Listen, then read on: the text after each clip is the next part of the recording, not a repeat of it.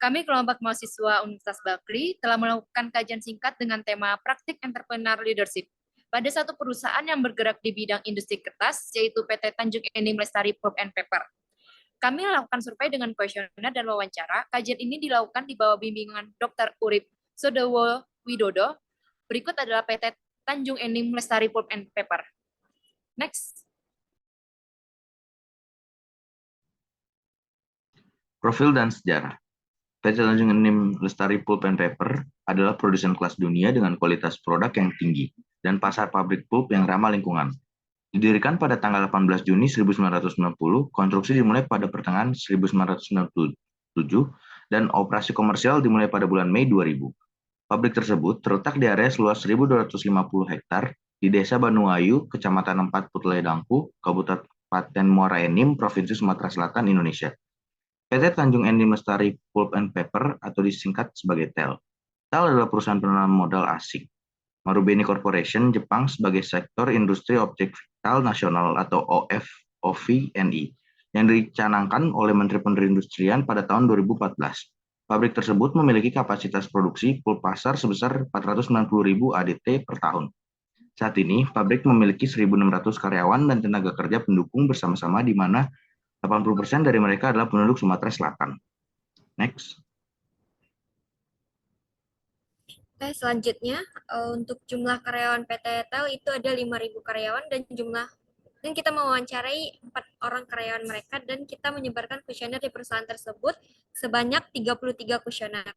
Hasil interview pertanyaan pertama saya akan menanyakan ke Bapak Awan Gunawan untuk bagaimana asal-usul PT Tanjung Enim Lestari Pulp and Paper terbentuk, Pak?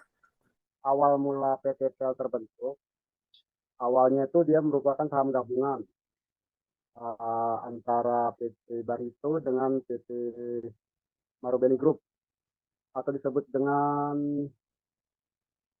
multi proyek ya, gitu ya. Pada tahun 1998 awal proyeknya dimulai dari 1997 dari hutan industrinya.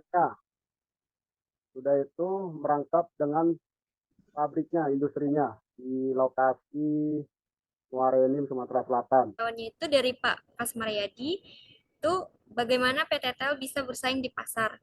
PT TEL bisa bersaing di pasar setahu saya karena memenuhi atau mengikuti semua syarat pasar global seperti ISO, SPLK, dan lain-lain. Itu diikuti semua untuk mengikuti persaingan pasar karena jika tidak mengikuti standar, itu memang untuk market pasar itu akan terbatas. Orang-orang tidak akan membeli produk kita jika tidak mengikuti program-program internasional seperti ISO, SPLK, dan lain-lain.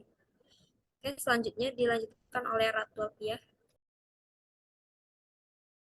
Kemudian pertanyaan yang kedua itu dijawab oleh Pak Irfani. Kenapa perusahaan ini mempunyai nama PT Tanjung Enim Lestari Pulp and Paper? Pada awalnya, perusahaan ini dibangun tahun 90-an. Nama PT sebelumnya adalah PT Musi Hutan Persada atau MHP. Untuk penanaman pohon, kemudian dibuat untuk pabrik operasional bagian produksi. Karena PT ini terletak di daerah Sumatera Selatan, Kabupaten Tanjung Enim, Muara Enim. Selanjutnya. Pertanyaan selanjutnya itu dijawab oleh Pak Awan Gunawan. Apa kelebihan produk PT Tanjung Enim Lestari Pulp and Paper dari pesaingnya? PT Tanjung Enim ini menggunakan satu jenis bahan yang sama untuk menjadi standar ukuran dan berat yang menjadi keunggulan hasil produksinya per tahun. Karena di Indonesia terkenal produksi palem tertinggi, PT Sinarmas, sedangkan dari PT Tanjung Enim, satu perusahaan yang bertahan di Indonesia. PT Marubeni Group sudah murni ada sedikit saham dari MHP sekitar 20%. Saya akan melanjutkan teman saya. Saya akan bertanya langsung kepada Pak Nusriwan agar singkat waktu ya Pak. Pertanyaannya, apakah perusahaan PT Tanjung Enim Lestari Pulp dan Paper tipe perusahaan yang mengikuti tren atau membuat tren sendiri Pak? Pada dasarnya perusahaan mungkin punya tren sendiri, tapi pada umumnya harus mengikuti tren dunia. Jadi harus ikut gimana mainnya dunia. Itulah PT TEL ini. Kalau mengikut tren sendiri ya susah mungkin untuk bersaing di dunia internasional kan. Jadi secara khusus mungkin punya tren sendiri, tapi secara umumnya tetap mengikuti aturan global. Mungkin gitu, Mas. Berikut adalah dokumentasi hasil dari wawancara kelompok kami. Dan next, ini adalah saya akan bahas tentang hasil kuesioner karyawan, yang dimana kita mengambil SS atau sangat setuju, S setuju, N netral, TS tidak setuju, STS sangat tidak setuju. Yang dimana adalah pertanyaannya pertama, untuk fungsi produksi pada PT Tanjung Enim Lestari Pulp and Paper. Yang pertama adalah perusahaan memiliki jadwal produksi secara tertulis, akurat, terperinci. Yang kedua, laporan-laporan produksi dibuat dengan akurat, tepat waktu, dan dapat dipertanggungjawabkan pada pihak yang bersangkutan. Yang ketiga, terdapat kartu persediaan untuk mencatat dan mengetahui jumlah persediaan yang ada di gudang. Yang keempat, pengeluaran produk yang terjadi telah sesuai dengan catatan yang dibuat. Yang kelima, jumlah produk selalu diperiksa kesesuaiannya dengan bahan baku yang ada. Yang keenam, setiap melakukan kegiatan produksi diperlukan instruksi kerja. Berikut adalah yang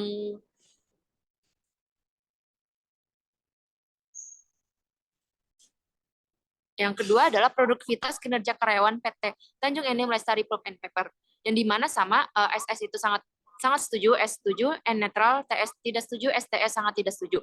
Pertanyaannya adalah, yang pertama, saya terampil dalam melaksanakan pekerjaan sesuai dengan tugas dan fungsi. Yang kedua, saya selalu mengerjakan tugas sesuai dengan kualitas yang diinginkan oleh perusahaan. Yang ketiga, saya selalu menyelesaikan tugas tepat waktu. Keempat, saya selalu mengerjakan pekerjaan dengan teliti sehingga tidak terdapat kesalahan. Yang kelima, saya mampu melakukan semua pekerjaan yang diberikan perusahaan dengan baik. Yang keenam, saya memiliki kerapihan dalam bekerja atau melaksanakan tugas. Berikut adalah hasil dari analisis deskriptif kami.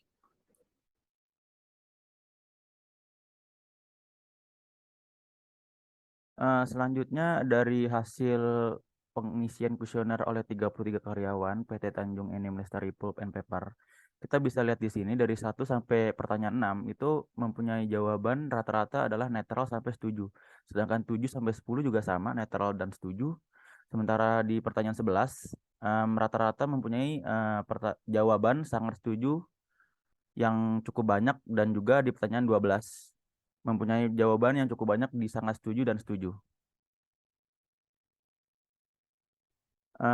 Selanjutnya itu ada deskriptif statistik. Dari total pertanyaan nomor 1 dan 2, kita mempunyai nilai N 33 dan minimum 18 serta maksimum 30.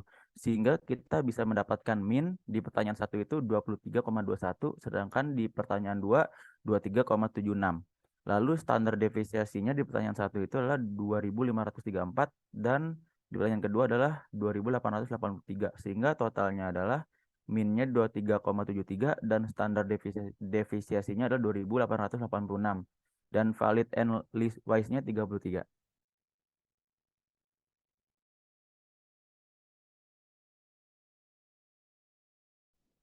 Sekian dari kelompok kami dari hasil analisis dari PT Tanjung Enim Lestari Pulp and Paper.